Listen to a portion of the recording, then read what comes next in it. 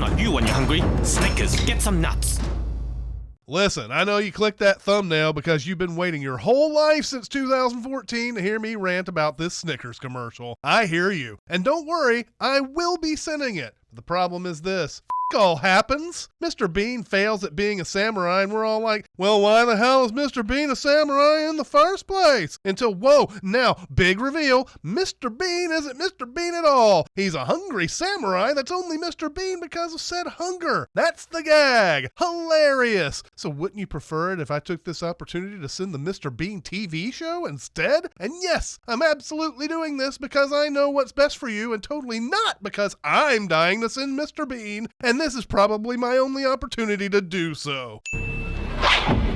So the prevailing theory is that Mr. Bean is an alien and has been sent to Earth to observe our various quirks and customs. Cool premise, but if that's the case, why would you pick fucking London as your test city? Do you know how many English people live there? Also, Mr. Bean survives this. I mean, do I even need to say it? This ridiculous, albeit hilarious, situation with the chair on the mini works. Also, Mr. Bean survives this. I know the Brits have that keep calm and carry on business going on, but there should have been a fucking riot when Mr. Bean was allowed to enter his fucking teddy bear into this Best in Show competition. And as if that wasn't insulting enough, he wins first place! Tell me he wouldn't have been murdered if this happened over here, and I will call you a liar who knows nothing about competitive dog show competition things. I mean, how do you f*** up making tea so badly that this happens? So there's this one time that Mr. Bean goes to the beach and gets all worked up because there's already someone there and he doesn't feel comfortable getting changed in front of them. But what the f***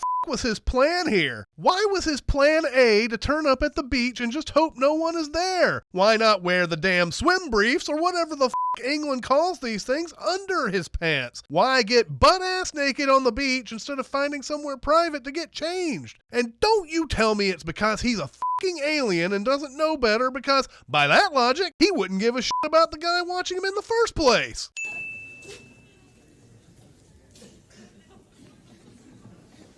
Somehow, Mr. Bean is unable to identify the guy who stole his camera in this police lineup of men from the 90s, even though he had a full-on minute-long conversation with the guy, chased him through the park, and pinned him to the ground until the police arrived. Man, I hated seeing Mr. Bean's beloved Minnie getting squashed by a tank. Not because I give a shit, but because of the insane coincidence of it all. I mean, what are the odds of Mr. Bean driving the exact same car that was picked for this demonstration? And why would the British Army crush this British icon instead of a German car? And didn't they check the registration and realize, that's not the same car we parked here this morning? Weird. I suppose we better crush it anyway.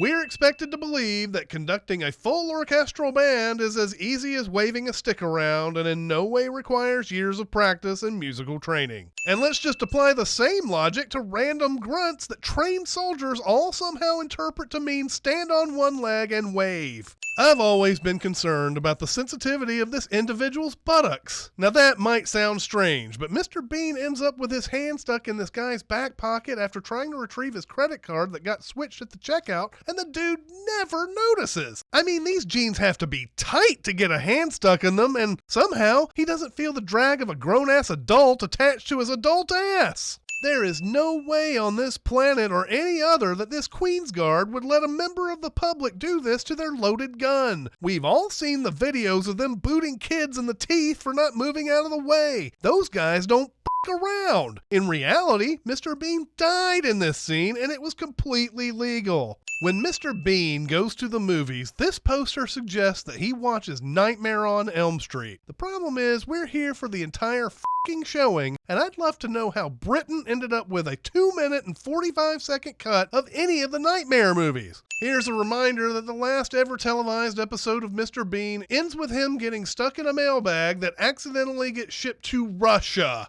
Russia! We didn't know a movie was coming, so we're left with no fucking clue if he survives the journey or what happens to him when he gets there. That's fucking dark, guys.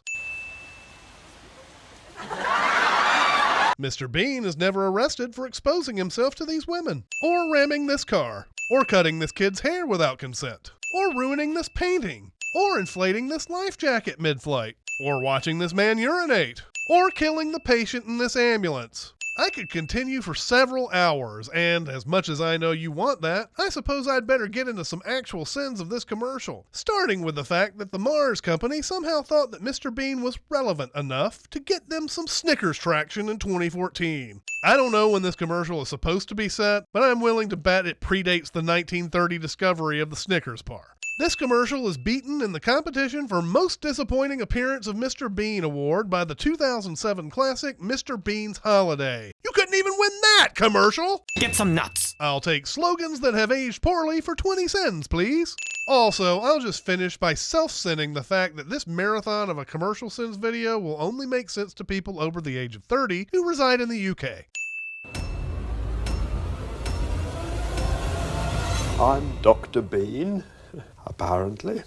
Remember to also check out Cinema Sins, where we send movies, and TV Sins, where we send TV. Also subscribe to Commercial Sins. Click the bell, like this video, slap your mama's ass. Oh, and check out cinemasins.com, which has all our videos in easy genre categories and links to our store where you can buy our sweet, sweet merch that we guarantee you will love. Guaranteed void in Tennessee.